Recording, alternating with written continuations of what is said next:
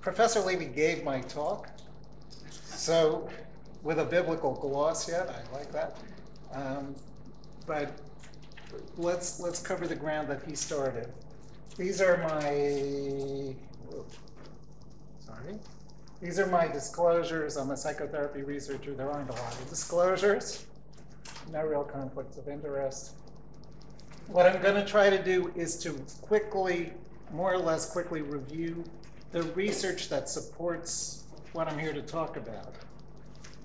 Because without evidence and evidence base, you can talk about all kinds of things, and you really don't know if they work or not. There are plenty of good theories that have fallen apart when confronted by a brutal, ugly fact. Right?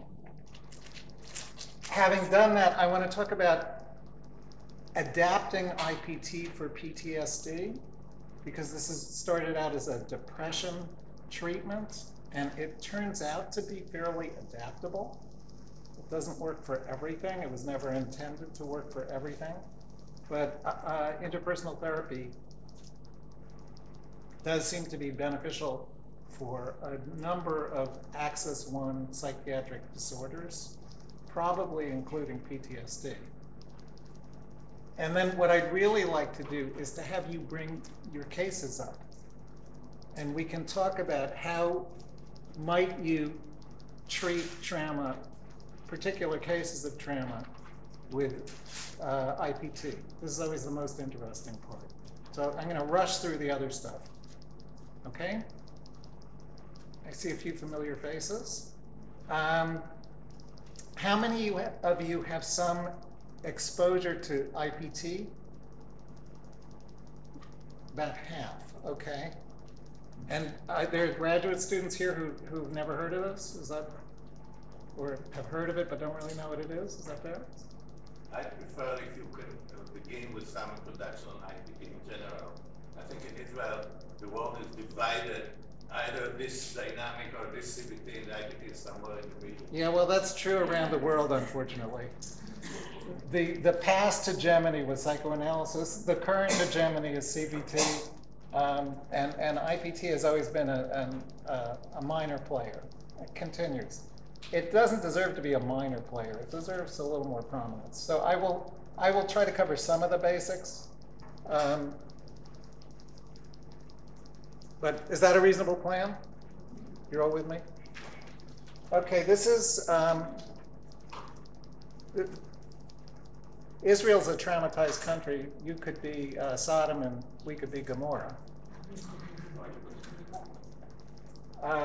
We were already trying to look at adapting IPT for PTSD before September 11th, 2001, but that was a major introduction to many Americans to trauma. We've been relatively sheltered as a country until 17 years ago. And trauma comes in various forms. So PTSD, I'm not going to run through the DSM-5 and ICD-11 criteria, which are slightly different, incidentally. But it's a prevalent, debilitating, and chronic disorder. This is one of those disorders that does not come to treatment attention for a long time. It's the second most delayed to treatment disorder. Separation anxiety being even worse, but most patients wait a decade or more before they actually see somebody to get treatment, which is unfortunate because chronicity is not a good thing. So what's the best way to treat it? And you've already heard, one of you haven't heard this, but one form of treatment is pharmacotherapy, and it does some good. Medications do suppress some of the emotional and cognitive and physiological symptoms of post-traumatic stress disorder. But there is a range of psychiatric disorders, and some of them are best primarily treated with medication, like schizophrenia or bipolar disorder. You must treat those with medication. And then psychotherapy plays an important adjunctive role. There are other disorders that are the opposite, where medication does some good, But the really key intervention is going to be talking therapy, and PTSD is certainly one of those.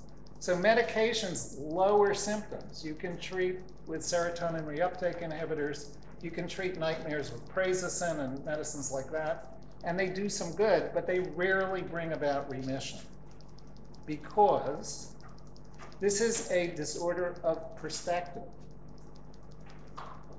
I like to think of PTSD as shattering your worldview, that the world really becomes a deeply unsafe place.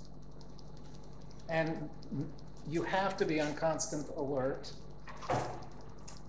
And you really don't know whom you can trust and whom you cannot trust. And medication is not terribly good as a pointer for helping you figure out who is safe and who is dangerous. So what are the alternatives? And this you have heard about. Psychotherapy has been dominated in this area by exposure-based treatment and cognitive behavioral therapies in particular. And they really work. I don't want to understate their value. They are the best studied treatments, and it is clear that they work if you go through them. And the problem is, as you've already heard, that people don't like the idea of facing their worst fears. What you have to do, and how many of you have done some form of exposure therapy? Okay. How many of you have done prolonged exposure, Edna Foa's treatment? How many of you maybe done cognitive processing therapy? Fair number. How many of you have done EMDR, which is, as you know, exposure therapy with bells and whistles, right? Which, by the way, don't seem to really matter. But it works. It works despite the fact that the fancy part is kind of silly. Okay, if you can get people to do that, what you are having them do in one form or another is to face the things they most fear. If you've been through a trauma, it is etched into your brain, and you really try not to think about it because it's so terrifying. And yet, suppressing attention toward those fears only reinforces them. And everything starts to remind you of what you're trying not to think about. Try not to think about something for too long, and you will always think about it, and everything will start to remind you of it. And people with PTSD retreat from that and hide out as much as they can, and yet the thoughts pursue them. So if you ask somebody to face those fears, and they do, they will habituate to the fears. They will say, oh, that was then, this was now. You know, that was really scary what I went through, but in fact, tall buildings and airplanes and downtown Manhattan are not really that dangerous. I was just there on the wrong day. And it's now safe to deal with those things. That's if you can get people to do that. But you're asking patients to face their terrifying worst fears, and a lot of them really don't want to do it. So the Veterans Administration System, which treats our soldiers in the US, and which is overwhelmed now with 2.5 million returnees from the Middle East, who 30% of whom probably have PTSD. So they cannot deal with the mess that we've created. But they have made an effort to train every therapist in the VA system in either prolonged exposure or cognitive processing therapy.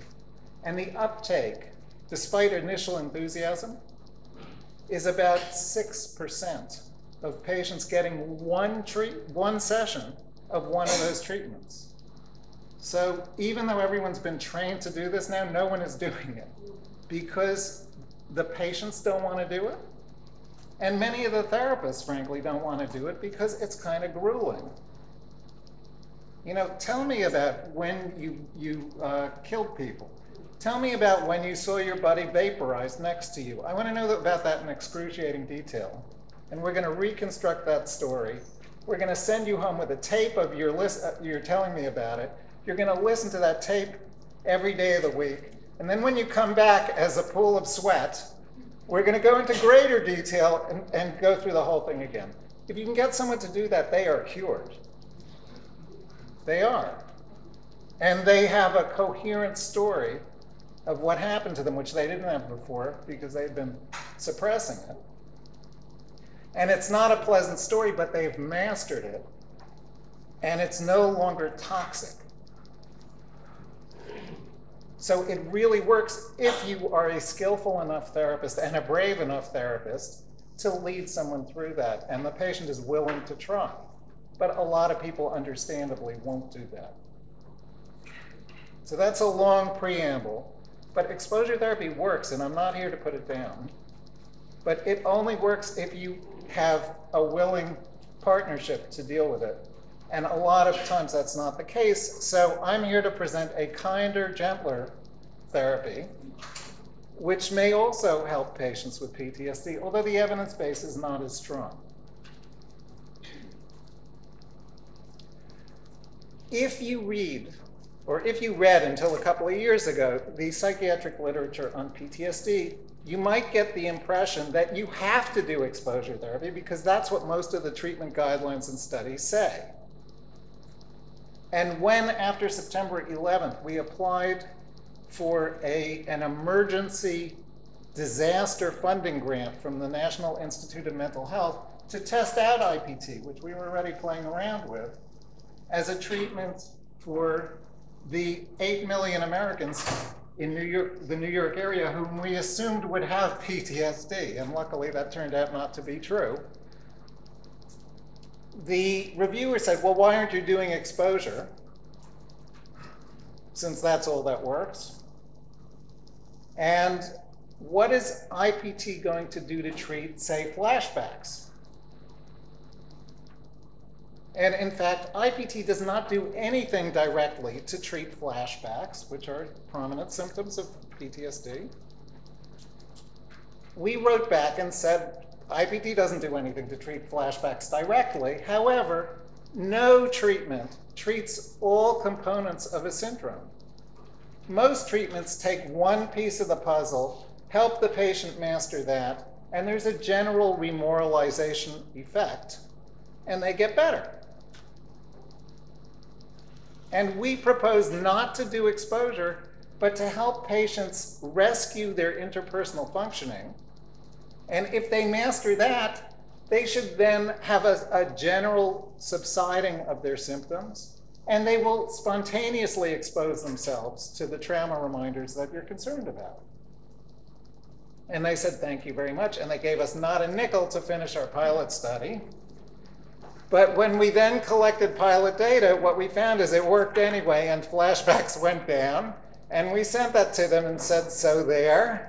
And they gave us a grant. So that's why I'm here today to talk to you. It would be unusual for a psychiatric disorder to have only one treatment. To my knowledge, there is only one psychiatric disorder that has only one psychotherapy treatment, and that's a simple phobia. And that's because if you have a spider phobia and you put a spider on your hand, first you freak out, and then you say, oh, it's only a spider, and you're cured. So behavior therapy has a 100% effectiveness rate, and no one has ever bothered to come up with an alternative treatment to simple phobia. But there probably is one.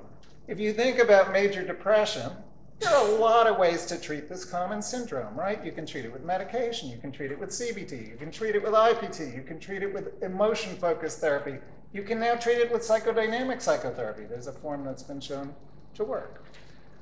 So there are many ways to skin a cat, and there should be for PTSD too. But at the time we did our study, there were not. So there was a dogma in the literature, and when we published our study, we tried to use the word dogma, and the journal editors at the American Journal of Psychiatry said, don't use that word. But let's face it, there was a dogma that you have to expose patients to trauma, and you will still hear that around, and it's maybe not true. Most dogmas are wrong. Most theories are flawed. On the other hand, exposure therapy has a powerful argument, and it's worth paying attention to. There's the whole fear extinction model, right? Fight and flight.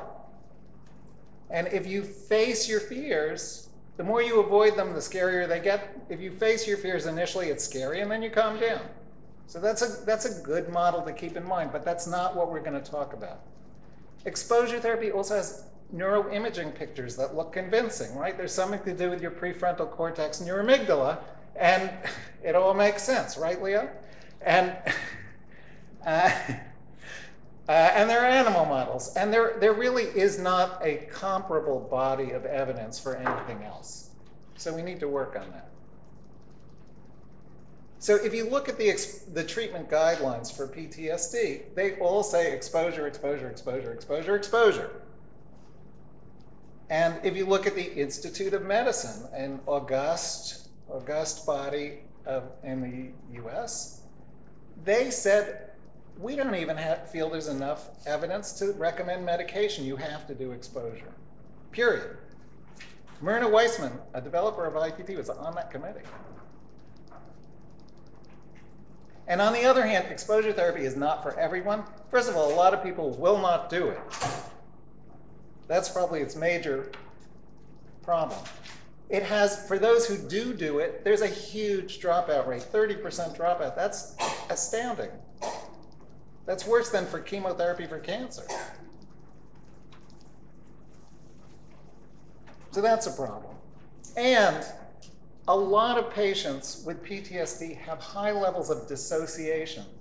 They do not want to feel what they're feeling, so they distance themselves.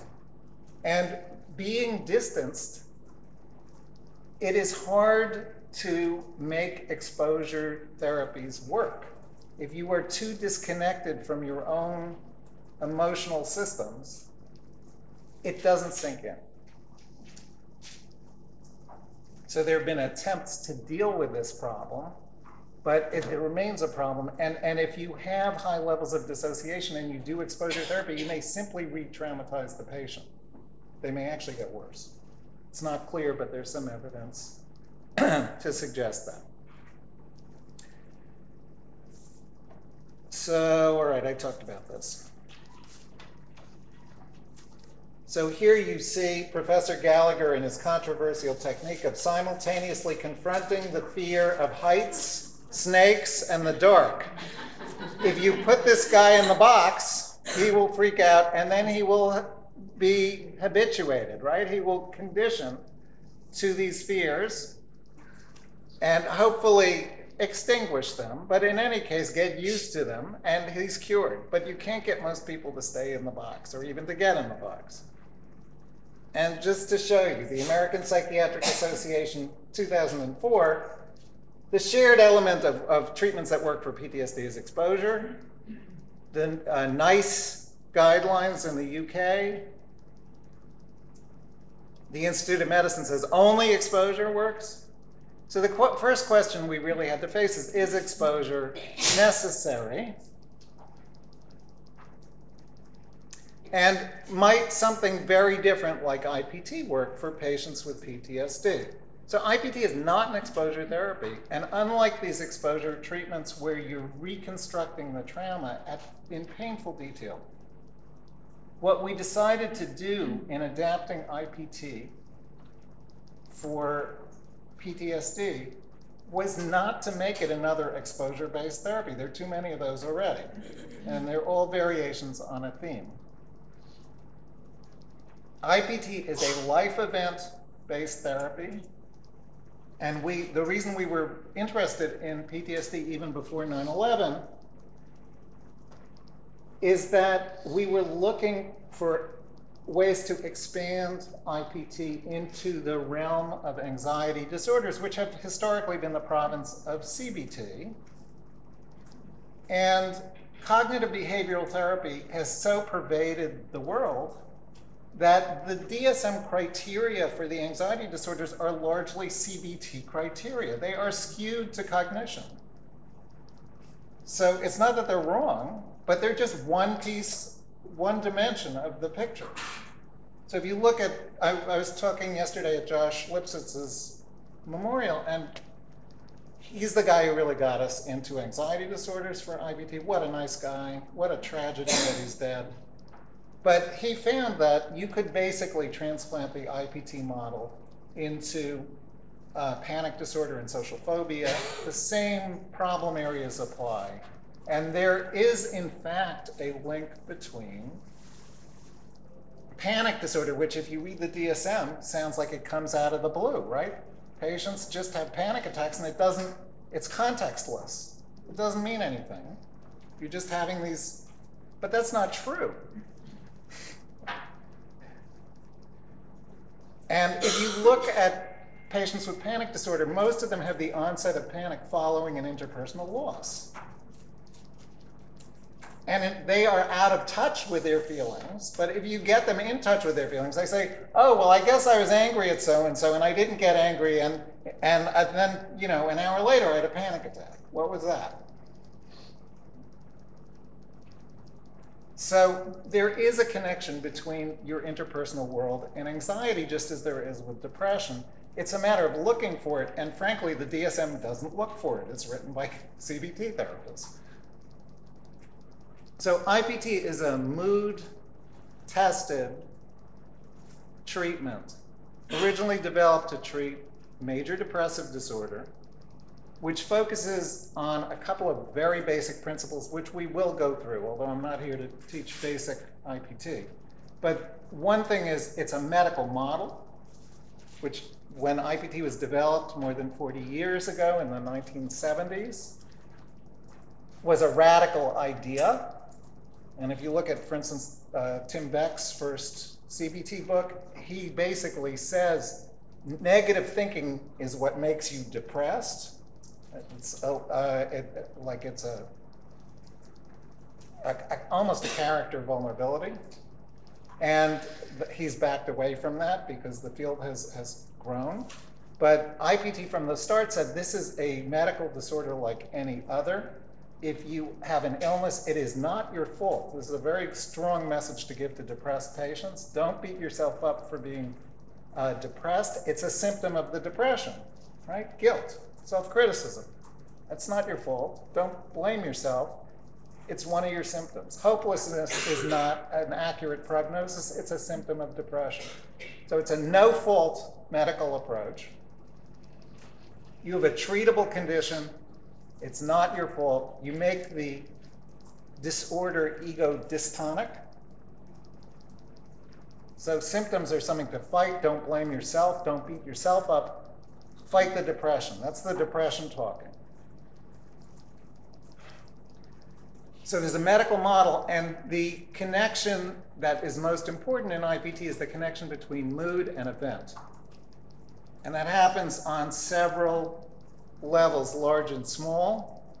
On a broad level, what you do in IPT is you formulate a case by saying, you have an episode of major depression. Here's your Hamilton Depression Rating Scale score of 28. That's really bad, but we're going to get you down to single digits in 12 weeks. No problem. When it works. And your depression seems to be connected to something really bad that happened to you. So it's understandable you might have gotten depressed. Your mother died. And what's remarkable in depression is people know that on one level, and they don't know that. They get so caught up in being depressed that they say, I'm just a bad person. Of course bad things happen to me. And we try to organize it for them with a reframe, right? No, something really bad happened. Of course you're upset. Anyone would be upset. And some people, when they get really upset, have trouble tolerating it, and they're vulnerable to getting depressed. But that's not your fault, and it's treatable. Let's treat it. So you pick a major problem area. Somebody has died, complicated bereavement, and you're having trouble dealing with that. A role dispute. You're in a fight with somebody. You're in a bad relationship. Your husband's having an affair and you don't know what to do about it. And of course you're really upset. You're in a role transition. Something really upsetting has turned your life upside down. You just moved to New York, you know? You thought it was going to be nice and it's a little overwhelming. You just changed careers. You just got married. You just got divorced. Something big has happened in your life and it's turned things upside down, and you weren't sure what you were getting into, but it turns out it's a disaster. You just retired from your job, or you were just forcibly retired from your job, and you don't know what to do with yourself. That's a role transition. And these are, in fact, interpersonal problem areas that the literature shows are connected to getting depressed. It's not just, they're not arbitrarily chosen. So there's a major life event, and you connect that to the patient's mood episode. And that's the frame for treatment. And you're looking, as you take a history, for, has anyone died, and is the patient having trouble dealing with that? We like death, you know? It explains a lot. Are you in a horrible relationship? Good, we can deal with that. Has something really upsetting happened to you? Are you in some major transition? That's an explanation. And then failing that, if you can really find no life event, and luckily most people have life events, there's a fourth category which is very poorly named, called interpersonal deficits. And we don't like to use that, partly because we like the life events. It's an explanation. And interpersonal deficits turns out to mean two things, or three things. It means you can't find a life event.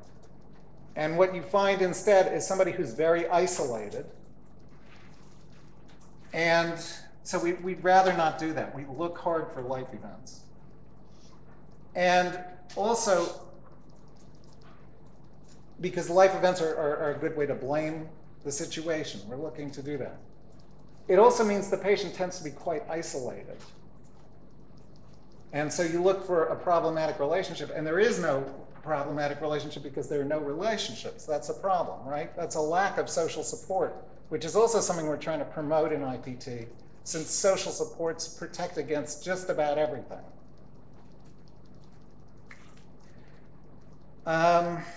What else? The other thing is that interpersonal deficits is also connected to chronicity. So we find a lot of, if you look at depressed patients and you find people who come in with no life events, it's often because they've been depressed since they were born. They have lifelong dysthymia, or now it's called chronic persistent depressive disorder. And by design, they have not sought out relationships. They've always been too frightened or too uncomfortable. And so they're very isolated, and they see it as a personality flaw. And you want to try to blame it on the depression, but it's a harder argument. So we like to find life events. We try not to use that fourth category. Anyway, so you focus on these things. You help patients handle situations better. You help them do things that we all should be able, ideally, to do, like saying, I would like to do this. If you're in a social situation and you have a choice about something, you can express your choice. And you don't feel that's overly selfish.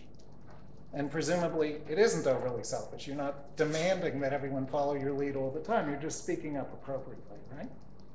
Everyone should be able to do that. So if you want to do something, you can express your wishes. You can assert yourself. And if you don't like a situation, you should feel comfortable saying to other people, you know what, please don't do that. I don't like it when you do that. Or I'd rather not do that, or something like that. If you can do that, you have a certain amount of interpersonal freedom. And if you can, interpersonally, right?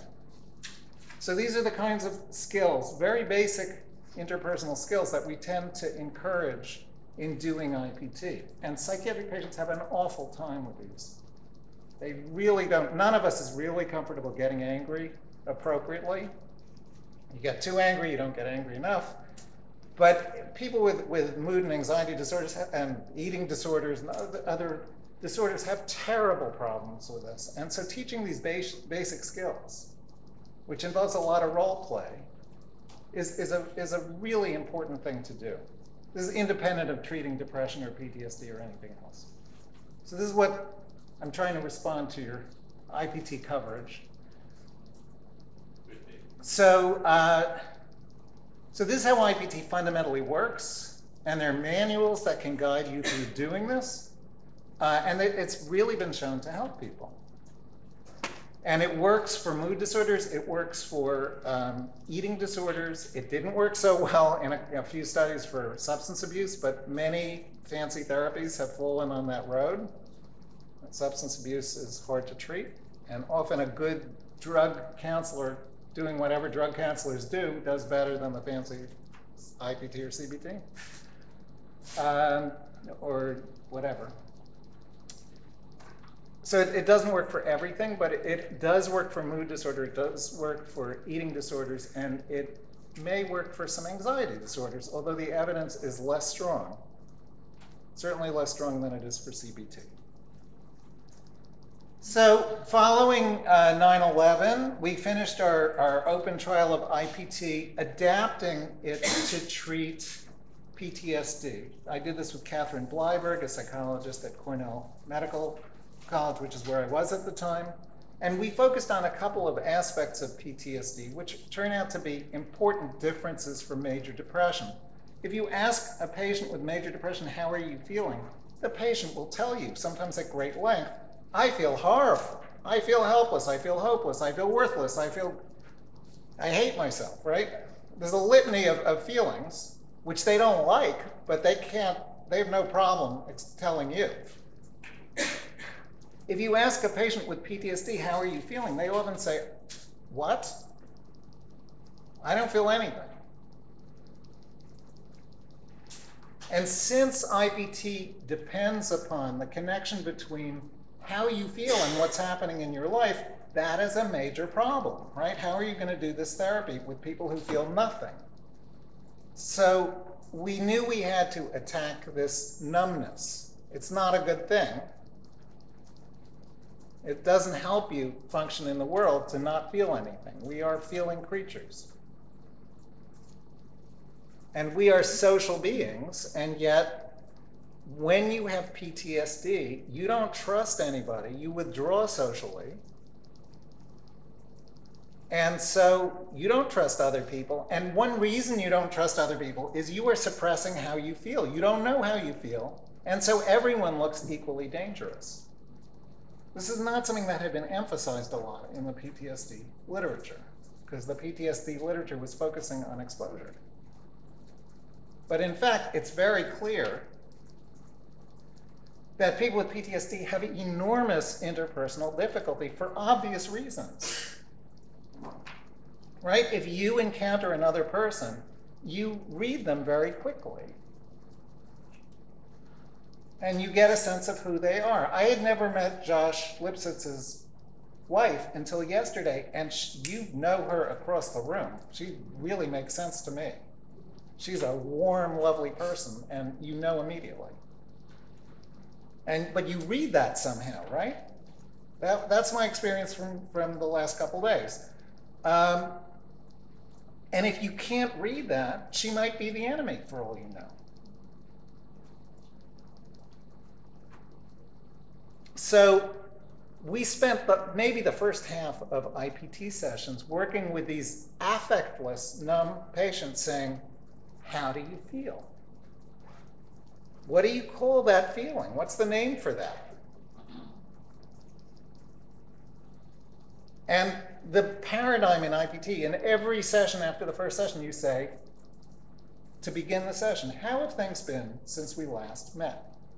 This is part of the brilliance of Jerry Clearman and Myrna Weissman, who made up this therapy, that you start out with a very prosaic sounding question, very simple, and yet brilliantly organizing, because simple as it is, what are you asking for? You are asking for an interval history, right?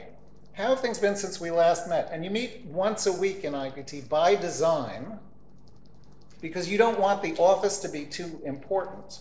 This is not a psychodynamic therapy, although it shares an affective focus with dynamic therapy.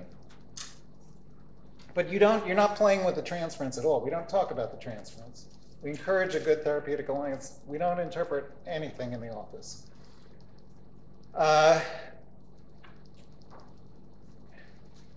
So how have things been since we last met encourages the patient to tell you something about their outside life, which is what you're focusing on, and what you tell the patient you're focusing on. And the patient learns to say, to bring in, recent events and how they feel about them. So there are only two answers to the question, how have things been since we last met? One is, I've been feeling lousy, or I've been feeling a little better, but I've been feeling something.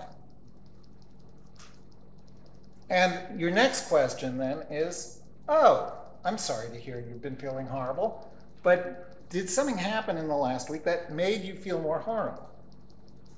So you're helping the patient to recognize that there is a connection, and there is a connection, between how they feel and what's going on in their lives. And surprisingly, this is something you take for granted, but a lot of patients don't get it.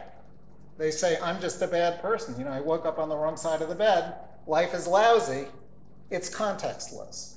And you give it an interpersonal context, or you restore its interpersonal context. Yes? So I'm going to ask you, there are some people, you have to teach them how to recognize what a feeling is. How do you do that? Well, how do you do that? So, good question. Key question.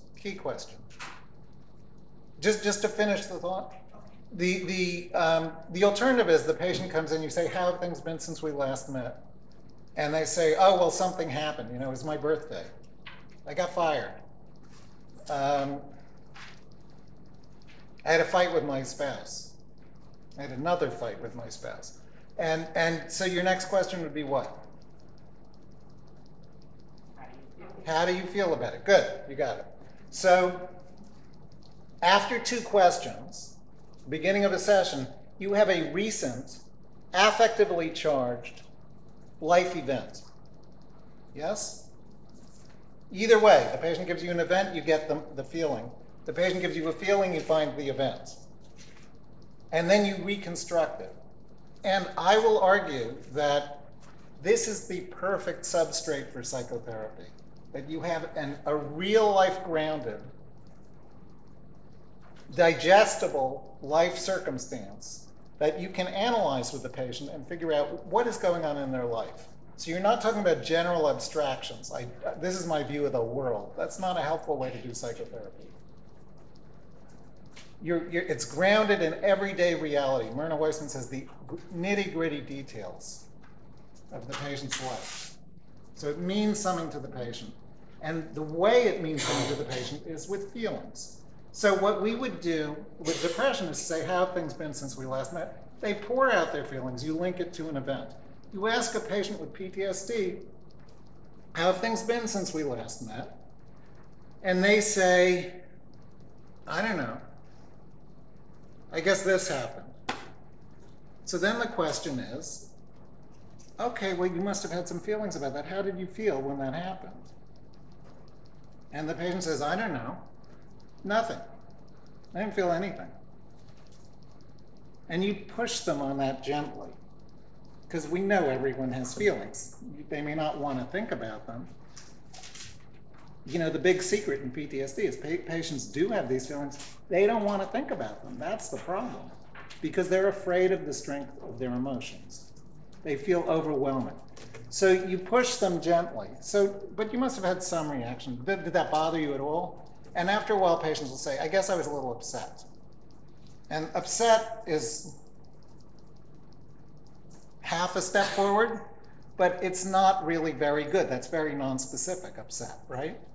And we want to parse the language. We want a real vocabulary. So what kind of upset is that? Anxious upset? Is that sad upset? Is that angry upset? Is that disappointed upset? Is that hurt upset? Is it some combination of those? Because these things mean something different, right? Yes? But what if something, I feel bad because nothing happened? It's not that something happened. It was another week of loneliness. Okay, well, loneliness is a feeling. That's a good feeling. And if loneliness is a problem, which it often is with PTSD, let's think about what options do you have? What could you do about that? But you're right. This is an easy patient because you have a feeling. The same question you asked me last week, so it's the same answer. I feel bad, but nothing happened. And what did you tell me? Tell me what did happen this week? Were you sitting home all day? Probably. Okay, well, so we can work on that, right? I'm not surprised nothing happened. You're sitting at home all day. And maybe you can encourage, although we do not assign homework, which is a real strength of IPT, because if you assign homework, what happens? They don't do it, and then they feel like lousy patients. So we never assign homework. Although we prepare patients, we do a lot of role-playing, so they're primed to do something, and it's a time-limited treatment, and the clock is ticking. So sooner or later, they're going to act, and they'll be less lonely, even if they fall on their faces socially. You can say, great, you went out of the house, it was a disaster, tell me all about it. Let's figure out what went wrong. Brave of you to do that. And you work on the problem.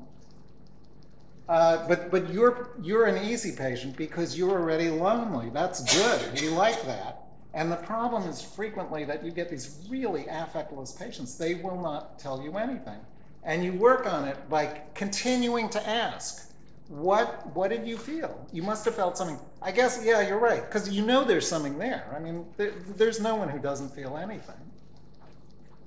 And after a while, okay, I guess I was a little upset. Well, what kind of upset? And you run through that, because what does it mean if somebody is angry upset? What does that tell you?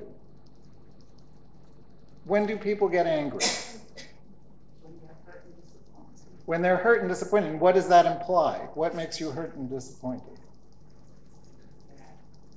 They had some kind of expectation and it wasn't met. Okay, so give me a scenario where somebody might be, where you might be angry.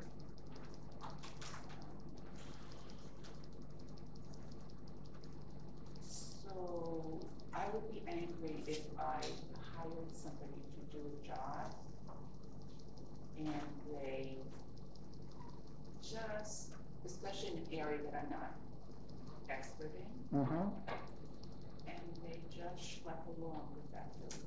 Did everyone hear that? No. Okay, I would be angry if I hired someone to do a job that I wasn't good at and they just schlep along and don't do it. That's a good, I like that. So in other words, you feel what in particular? How would you characterize that? I would feel angry and I would fire them and hire somebody else. I would feel angry. I would hire them and I would fire them and hire someone else. Okay, well that you're obviously in good shape, but a depressed person would not do that. They would say, "Oh, I'm sure I'm sure that my employee has more problems than I do. I shouldn't complain." Right? They don't handle it that well because they don't feel comfortable getting angry. And somebody with PTSD might not know that they were angry at all. Or they might say, the last time I got angry, I shot somebody, and I'm not going to take the risk of getting angry because we know what can come of that. So I'm never going to get angry again. And once you deal with that, then you can role play. Well, how might you get angry without getting a weapon, right? What else can you do? How would you say that? How did it sound when you said that? Did you say what you wanted to say? How did you like your tone of voice? And suppose the employee said this, then how would you handle it? So you practice with them. And they get some sense of mastery over the emotion and the situation. And sooner or later they try it out and they discover it's not that difficult, right? And you can fire a bad employee.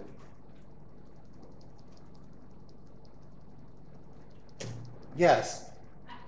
I thought I'd seen the opening question phrase, how have you been since we last met? Does it make a difference? No. No. Same idea. I mean, but you understand, you want you want, how have things been, I'm not sure how it translates into Hebrew. And I've been studying Duolingo, you know, but it's a language app, but you don't want to hear me in Hebrew. You have to think about the best way to phrase it in Hebrew, which is beyond me. But how have things been is a little more open-ended, right? It's colloquial. And we are talking about you, but we're also not just talking about you. It's not, the focus of the treatment is how are you as an interpersonal being? You know, how are you in context? So you could say it either way. So I'm sorry, we're going all over the place, but I think maybe we're covering important territory. So we really felt we had to cover numbness to get to emotions that are necessary to do this kind of therapy, and frankly are necessary for living. You don't do well if you don't feel things.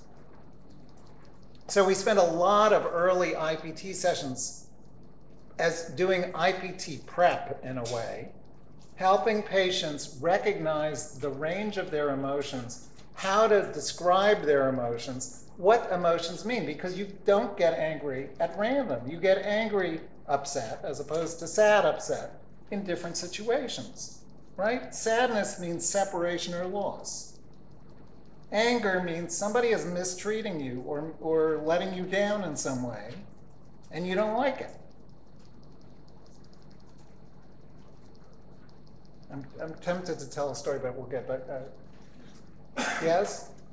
I work with the IPT for several years, and I feel that this work is so important, but usually I feel that the 12 weeks is too short time to do this kind of work. 12 weeks is too short a time. To teach people to connect feelings with life. No. It isn't too short. What kind of therapy were you trained to do first? What kind of treatment of therapy have you been trained to do? I'm doing that in other kinds. What's your predominant orientation? I'm sorry? Eclectic? We don't like eclectic, actually. Integrative. Psychodynamic integrative? No. My teachers were mainly psychoanalysts, and they didn't believe in brief therapy. I want to tell you something. And my wife is a psychoanalyst. And I've been through analysis. Analysis is great for certain things, but the idea that treatment has to go on a long time is not necessarily a great idea. It's good for your wallet. It gets people's kids through college, but it's not necessarily what's best for the patient. And to do a time-limited treatment is uncomfortable for you as a therapist and for the patient by design. There's a reason these therapies are short. There are two reasons. One is that to compare psychotherapies to medications for treating depression, you had to keep it short because you can't put somebody on a medication for months if it isn't working. So for somewhat artificial reasons, therapies were time limited to match more or less the course of medication trials. But it turns out that there's a huge advantage to brief therapy, which is that it pressures both the patient and the therapist into working fast. And the patient knows the clock is ticking. And where, if you have an open-ended therapy, they may take years to learn anything. The pressure is on, and they learn remarkably fast. So it turns out 12 weeks is a long time. That's 600 minutes in IPT, 12 weeks. And we artificially made IPT 14 sessions for this treatment for PTSD, and now we're stuck with it because that's what we did. But that's 700 minutes. That's an eternity. You can get a lot done in that. Try it. So, I'm sorry, we are going to get through this. So we worked on affective attunement. What do you feel? What do you call that feeling? And once patients could do that, they could do standard IPT. The literature on PTSD talks about hypervigilance, which is a nice word for describing being on high alert all the time, which is what happens with PTSD patients. They scan the environment. They know that there's going to be a bomb somewhere. And it's not only true of the environment generally, it's true of the interpersonal environment. So they don't simply mistrust the terrain, they mistrust the people in the terrain. And they do that because one person looks like another if you don't feel anything. What we really, the modal operation in this treatment is that once a patient has some read on their own feelings, you get them to address some other person. And really the sequence is, how are you feeling? What do you call that feeling? Oh, you're angry? Does it make sense that you are angry? Is it reasonable that you should feel angry in that circumstance? Oh, it makes sense? Good. So what options do you have in that circumstance? And options is a big word in IPT. What can you do about it? And initially, a lot of depressed and anxious patients will say, I'll just live with it. It's not such a big deal. But that doesn't really solve the problem, right? If somebody is doing something that's bothering you and you don't say anything, there are bad consequences to that. One is you're angry and you don't know what to do with the feeling, and it becomes agitating. It makes you anxious. It may make you depressed. And it doesn't go away. Another problem is the other person, whatever they're doing that you don't like, they will continue to do because you are not telling them, stop it. And if you don't say that, they will continue to do it. Right? Makes sense. They figure if you don't like it, you'll say something. So you're missing important social signals. And you then role play with a patient. You finally get them to the option of, well, I guess I could say something. You know, I not only feel that, I can verbalize it.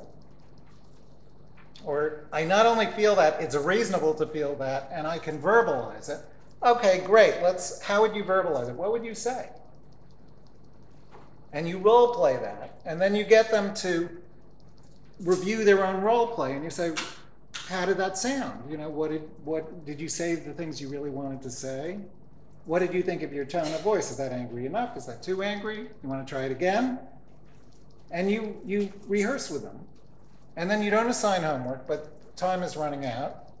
And the patient then eventually goes and confronts another person and says, you know, when you do that, it bothers me. Could you please not do that?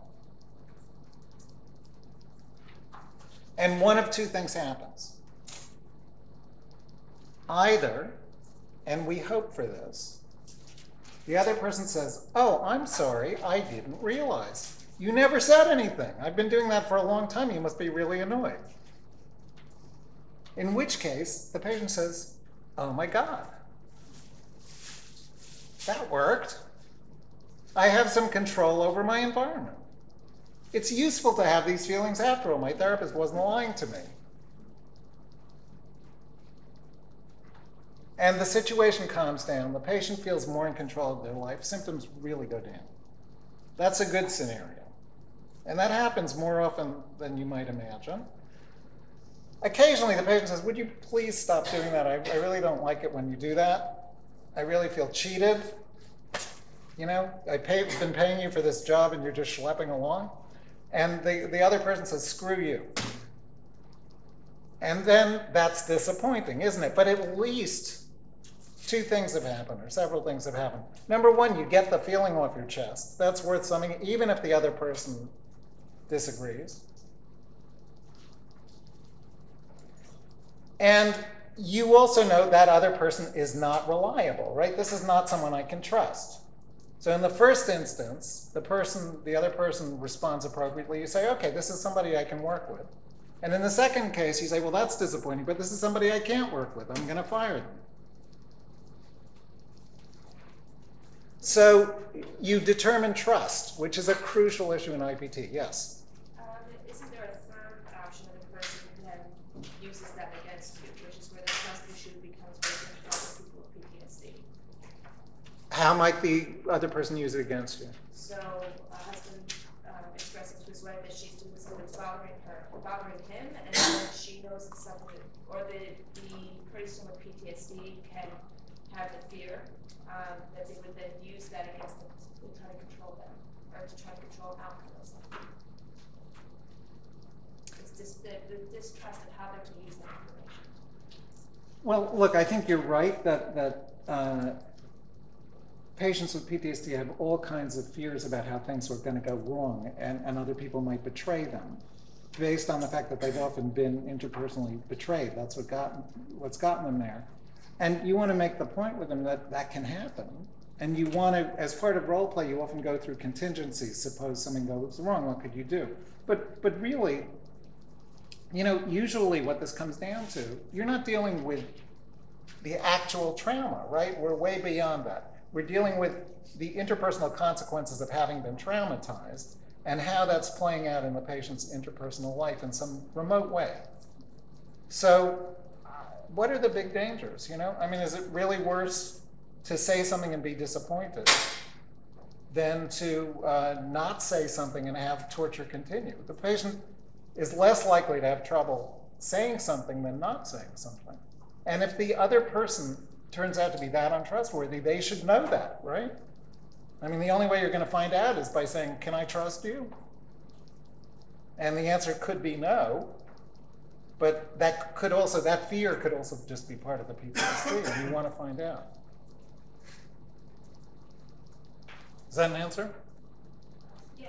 Okay. Can I just ask, after 14 sessions, Mm-hmm. you're going to have people who have not gotten enough out of the therapy. What do you do? What do you do if people aren't completely cured? Well, let me show you what we found, and then look, we did a research study for 14 weeks. That's all we were funded to do, and we got a lot of people a lot better. Not everybody remitted. And what you would really do is to say, you've done great, but there's still some problems. We could continue, right? I mean, you can have maintenance IPT. So this is the basic paradigm, right? Mood is connected to events. Events are connected to mood. You want patients to be aware of that link, and you particularly want them to understand that the problem they're facing is partly that they've had a horrific event, and it's wiped out their mood. They are suppressing their mood because it feels too dangerous. So to summarize what we've covered so far at great length, I thought this was going to be 5 minutes, but here we are. Trauma shatters your sense of safety. And think about what happens if you're traumatized as a child and you never even have a sense of safety. You grow up with a complete sense of chaos and disaster. So you don't trust other people. Trauma evokes an overwhelming affect, and therefore patients are numb. And yet, if you can't read your feelings, you can't know whom to trust. So IPT, instead of reconstructing the trauma, and what we did in this therapy is the opposite of what you do in exposure therapy. We ascertained that there was a trauma because you need that to explain what happened. Tell me a little bit about what happened to you. I don't need to hear the details. I just want to know the basic story. Oh, you were raped? Oh, you were gang raped? Oh, you saw your family murdered? Oh, you were in the Middle East and you saw half your platoon wiped out? And since then, what has that done to your social life? And that's really what you're interested in. So you just established that there was a trauma, and then you never go back to it. Does that make sense? And the goal is to restore trust through restoring feelings.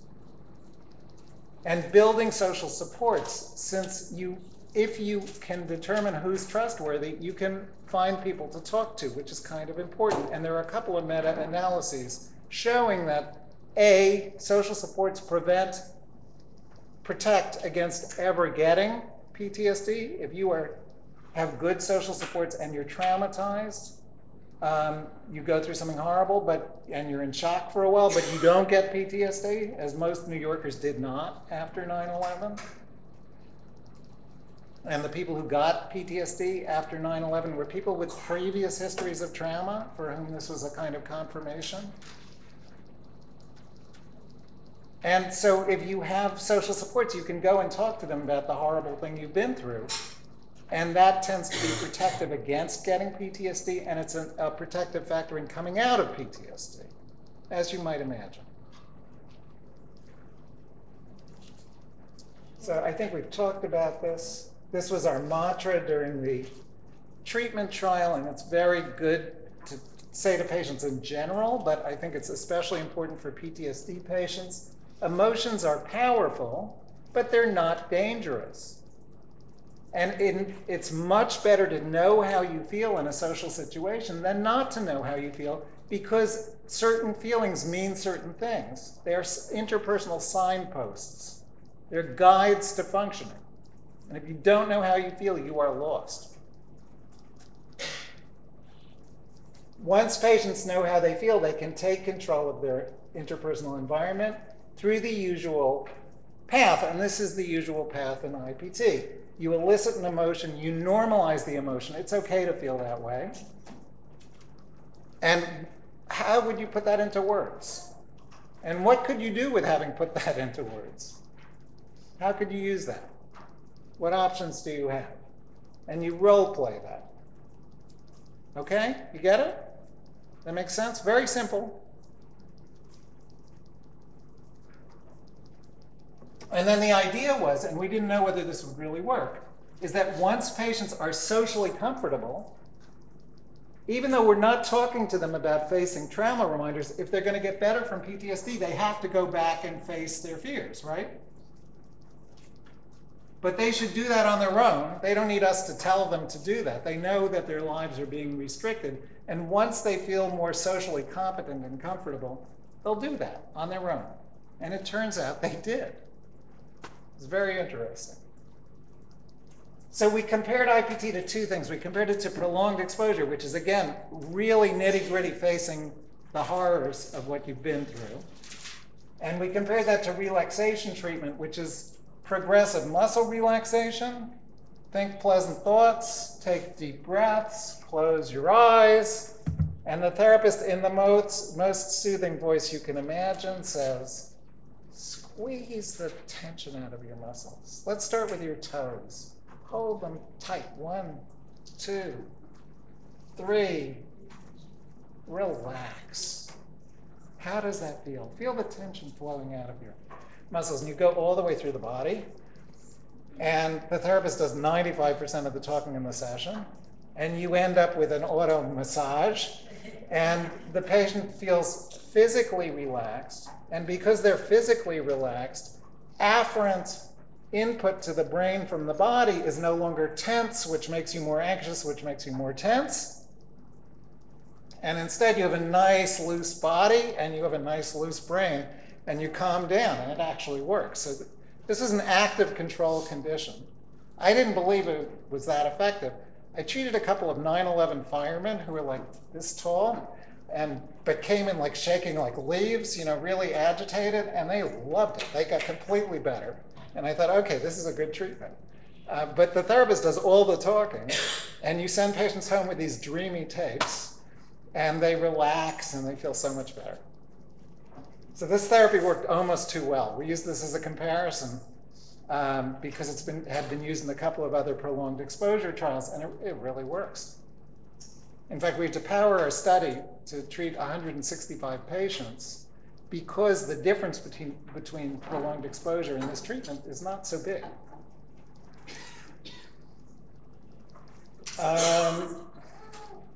So it's an active control condition. This gives you the idea. So we did a randomized controlled trial. The government actually gave us money. This is back when they still had some interest at the National Institute of Mental Health in clinical trials. They no longer do. It's pathetic. They're really interested mainly in rodent brains. Rodent brains, mice brains, mouse brains. I mean, they're interested in neuroscience, which is important. I don't mean to put it down too much, but it's important to do neuroscience, right? But maybe you could have connected the classical interpersonal neurobiology. No? The model isn't there. Not the way they want it. They want target engagement, and we just can't do it. And they we tried to sneak a clinical trial by them. I'll show you why. But they didn't buy it, and they were right. They're not really interested in treating patients. They're interested in understanding the brain. And there's really room for both. I'm all for understanding the brain. But we don't understand the kidney, which is one circuit repeated a few million times. The brain has many complicated circuits.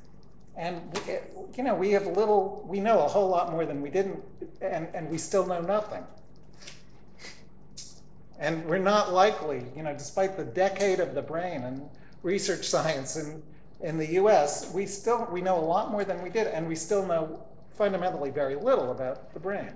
I just wanted to say there is a line of research of interpersonal neurobiology, Siegel, Cozzolino. I know, it doesn't stand up. They don't care. It's not specific enough. I appreciate your sympathy, but it doesn't work. It doesn't get you a grant. And people have tried oxytocin, all kinds of stuff, and there are holes in the research. It's not that strong. I mean, I wouldn't. It's a whole other discussion.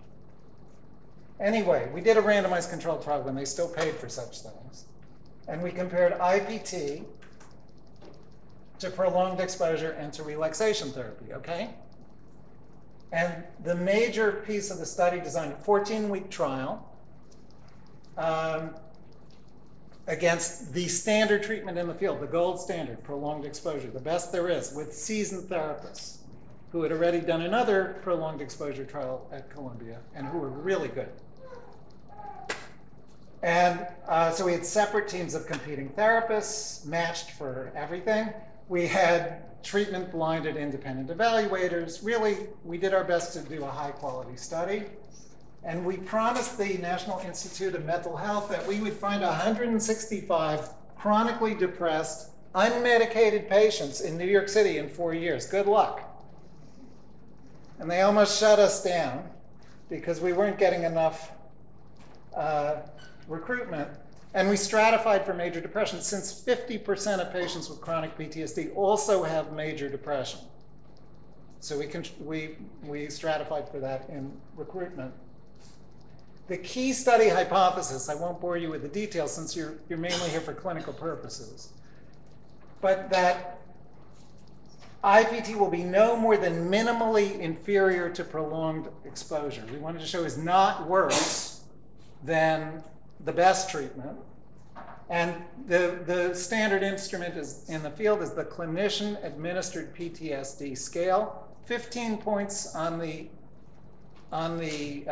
CAPS is considered a meaningful difference by its developers who have done decades of research on this. 15 points is meaningful, 10 points is not. We split the difference, and we said 12.5 points will be minimal inferiority. So if the patient is, if the two treatment groups are less than 12.5 points apart at the end, it's a draw. If they're more than 12.5 points, IPT is at least minimally inferior. And if it's more than 15 points, IPT is inferior, right? We have a brilliant statistician. I can't explain this, but she did brilliant statistics. We defined response and remission. These are standard kinds of measures in depression research. They're not done, they hadn't really been done in PTSD research for some reason. So these are ahead of the time, a priori definitions of what constitutes getting better. 30% improvement on the CAPS is response, and a score of under 20 is like normal. And you had to have a score of at least 50 coming in, which is at least moderately severe PTSD. The mean score on admission to the study, these are unmedicated patients with chronic PTSD, 14 years on average of PTSD. Again, this is not a quick to treatment condition. And many of these patients had failed treatment, as you'll see. So the mean score coming in was over 60, which is severe. So these are, we got 110 patients, not 165, and everyone counted. It's good we got to 110. And this is a really battered sample, just to give you some sense of whom we were treating. This often gets lost in research studies where you get numbers rather than people. But only 15% were married or cohabitating. That's very low. I've spent most of my career treating chronic depression, and people with chronic depression have real problems too, but this is worse. 15%, this tells you something about social support. Only a third of them are fully employed. And they had, on average, almost, I think, 2 traumas apiece. And obviously, there was a range. Everyone needed at least one, and some people had many, many. 92% had an interpersonal trauma. It's worse. You know, the first criterion for PTSD is criterion A is something really bad has to have happened to you. You can't just have seen it on TV. But you have to almost die or see somebody die or, you know, really feel threatened or be raped or something like that. Really bad abuse. And given the range of traumas, it is worse to have someone do something to you than to have, say, a natural disaster. If you're in a flood or a hurricane or an earthquake, that really is bad, but nobody did it to you. It's just life, right? Whereas if there was malign intent, if somebody intended to harm you, that's much more upsetting. And there is a good literature saying interpersonal trauma is worse, and almost everyone had an interpersonal trauma. Most people have been chronically traumatized, and we know that chronic trauma is worse than brief trauma, as you might expect. You know, if you've gone through life and then in your 50s you're in a motor vehicle accident and people die, that's extremely upsetting. But your personality has formed under healthier circumstances. Your life has been happy, more or less, to that point. And it's a trauma that you can put into some kind of life context. If your life context is trauma, if that's what you grow up with, that's obviously worse. Is that developmental trauma? Well, it has developmental effects, sure. It's obviously worse to be traumatized as a child than as an adult, right? Because it's involved in forming your personality rather than after you have the personality. It's called complex trauma, no? To have a child abuse. Complex trauma is one of those awful terms because everybody defines it differently, but yes, fundamentally. A simple trauma and a brief trauma and late trauma it's bad enough, but it's probably better than chronic early trauma, right? Stands to reason. Chronicity is generally bad. And pay attention to this. 35% of people had sexual trauma, and a lot of people had physical trauma as well. Half the sample had comorbid major depression. That's exactly what the literature says. It's a good thing we stratified, right? And half the patients had an axis 2 personality disorder determined by the SCID-2. So we excluded patients with antisocial personality disorder since they lie and we can't trust their responses. And they're probably in the study for some other reason.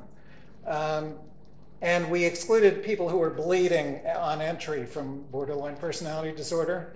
But we actually had a few patients with borderline personality disorder anyway. And you can see that most people had tried some form of treatment which hadn't worked.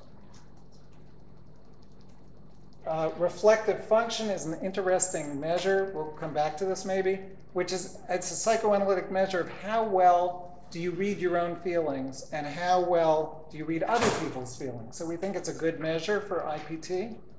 It's sort of a clunky measure. It's on a scale from 9 to -1, being an analytic scale. Trust the psychoanalyst to come up with a scale from 9 to -1. And it's sort of logarithmic, so 5 is normal. And a difference of 1 point is huge. And here you see, and lower is worse. So this is under 4, which is very bad. This is worse than, say, panic disorder.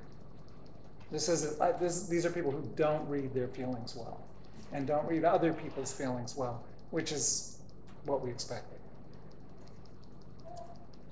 So what did we find? We found all 3 treatments worked. After that, we'll take a break. Yeah, okay. Are you all still awake? Yes. Okay. All 3 treatments worked. What's a large effect size? Come on, psychology graduate students, what's a large effect size? Cohen's D? 0.8? Yes? Is that what you said? Yes, 0.8. So these are very large effect sizes. So all the treatments got patients better, which is nice. And here you see the CAPS scores going down very nicely. So the key question we have is, does IPD actually work for these patients in a controlled trial? And our hypothesis was that IPT would not be more than minimally inferior. It's a little bit of a mouthful. So under 12.5-point difference between prolonged exposure and IPT. And in fact, what we found was there was only a 5.5-point difference. Nothing to write home about. Not a meaningful difference. So we were able to reject the null hypothesis. IPT is not minimally inferior to prolonged exposure, the best treatment in the house, although it's only one study. Let's put it in perspective, but still, 1 for 1. And then we found a bunch of other things, which were some of them surprising, some of them not. But this has turned out to be a very rich study. So one thing is we looked at response and remission, and you can see that remission is equal across treatments, and only about 20-odd% of patients really got squeaky clean better. But in 14 weeks, that's pretty good. And if you look at response, we had thought that prolonged exposure and IPT would each be better than relaxation therapy in getting people significantly better. And what we found is the only difference here is between IPT, that's the 63%, and relaxation therapy. Prolonged exposure is sort of in the middle, but it's not statistically separable. And then this is attrition. And this was not a surprise, but we did not make this a study hypothesis because we knew we would never get funded, because the CBT reviewers would say, how can you say such a thing? But we expected that dropout would be less bad in IPT because we're not asking patients to do something really hard. And a 30% dropout rate is typical of prolonged exposure. So these were really good therapists. They were not chasing patients out of treatment, but this is what happens. Yes? And 34% when they're on relaxation therapy. Yeah. I mean... It's boring. Well, yeah, you know, I'll show you in a minute patient preferences. But what a lot of patients said is, yeah, I already do yoga, you know? So it wasn't that they objected to relaxation, but they felt they knew it. And people didn't drop out instantly from exposure therapy, but I think what happened is you go through these exercises and you learn them. And then to make things more interesting, they give you a range of different kinds of relaxation tapes, and you can customize it, and you can do your own. And So they said I got it, and they just left. yeah. So I think that's what happened. It wasn't that they fled. They just said, okay, been there, done that. So there's no statistical difference in attrition there, but you can see it's a 2-to-1 ratio. It's clinically meaningful. And then we looked at this a little further, and what we found was something, on the one hand, shocking, and on the other hand, not surprising at all, which is half this sample had comorbid major depression. And if you had both PTSD and major depressive disorder, and you got prolonged exposure, you had a horrific dropout rate. Half of patients dropped out, and that's an odds ratio of 17, which I've never seen before in the psychotherapy research literature. Whereas, if you got prolonged exposure and you had only PTSD and no major depression, you had a 5% dropout rate. So very low. And no one has ever looked at this before. Because if you look at the prolonged exposure literature, they talk about depressive symptoms getting better, which is true. If you survive the treatment, your depression goes down because you're a lot better. But if you're really depressed and you're being asked to do something that's already a Herculean ordeal, you can understand that people would feel very bedraggled and say, you know what, I'm just not up to this. I quit. And that's what happened. So that's really an interesting finding. It needs to be replicated, but it really jumps out at you. And this shows you, I mean, look at that. That's the dropout rate up there. You see, under major, off the charts. This just shows you social functioning generally improved more in the more active treatments than in relaxation. But this social functioning scale, this is Myrna-Weissman scale. A normal functioning is around 1.6, 1.5. I've done chronic depression research, and people start out at 2, which is really bad, and they go down a little bit. Here you have patients who start out at 2.5, and if they get better, they go down to 2, which is where the chronically depressed start out. So these are people who are really not functioning well. And they get somewhat better, but they're still not, on the whole, up to speed. Quality of life improves, that's good. So, you know, we knew,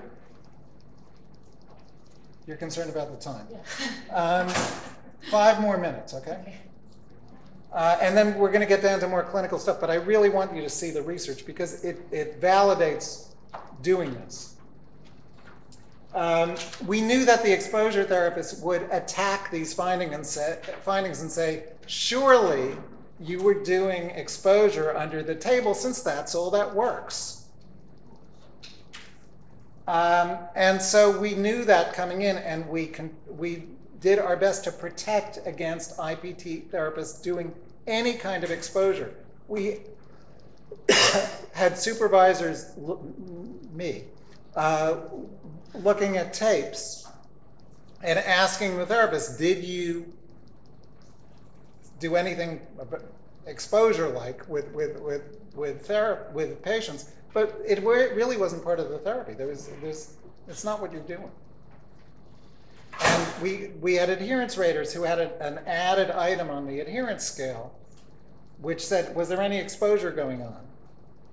And we gave, and no one could find any. But nonetheless, all the reviews of the paper said, wasn't there really some exposure going on?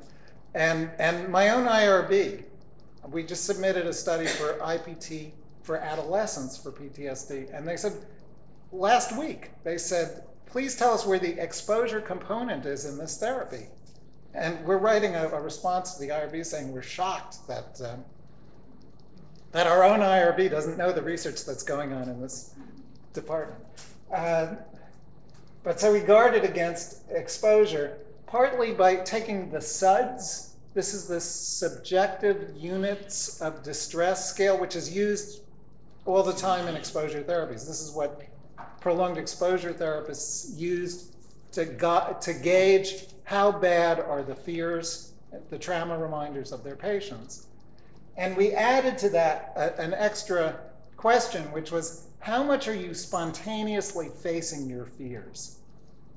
And we looked at early sessions. After a couple of weeks of treatment, we asked patients this again. So we asked them at the start of treatment, we asked them after a few weeks. And we figured patients who were starting to face their fears already would do better in prolonged exposure, since that's what you're supposed to do. And we thought it wouldn't matter in IPT. So we looked at how that change in early weeks in facing your fears affected week 14 PTSD symptom scores. And this is what we found. And this nice diagonal line shows a 40-point swing for prolonged exposure. This proves exposure therapy works by exposure. If patients early on are facing their fears, they do wonderfully in prolonged exposure. And if they don't, they do terribly. The flat line down the middle there is IPT, which says it doesn't matter. It has no predictive value. So that's some evidence that this is not an exposure-based treatment. The question is what type of exposure, because today there is something we call emotional exposure. Emotional exposure. Okay, well, you got something there. That's right. So the whole concept of exposure is somewhat concrete. And it says, exposure means you go to the site of whatever bothered you, right? You go to ground zero in Manhattan where the World Trade Center was, and you get nervous there, and then you get over it. But really what you're talking about when you come down to it is not going to the geographic spot, it's tolerating the emotions. Yes, that's it. And so once you can tolerate your feelings, if you really believe our mantra, emotions are powerful, but they're not dangerous, you're cured, right? And so yes, absolutely, that's the bottom line here. And the idea of exposure therapy is you have to face those concrete fears, but that's not true. You have to face your emotions, and then if you get better, if you can handle your emotions, it doesn't matter what the outside situation is that much. That's true. So we concluded exposure may not be necessary to treat PTSD. IPT is not more than minimally inferior to prolonged exposure, and it had lower non-significantly lower attrition and higher response rates.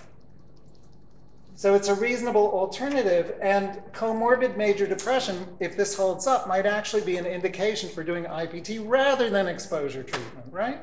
Since it's hard enough to do that without the depression. And IPT is a treatment for depression where prolonged exposure, it isn't clear that it is. So these results need replication. Do people need a coffee break? Yes. Okay.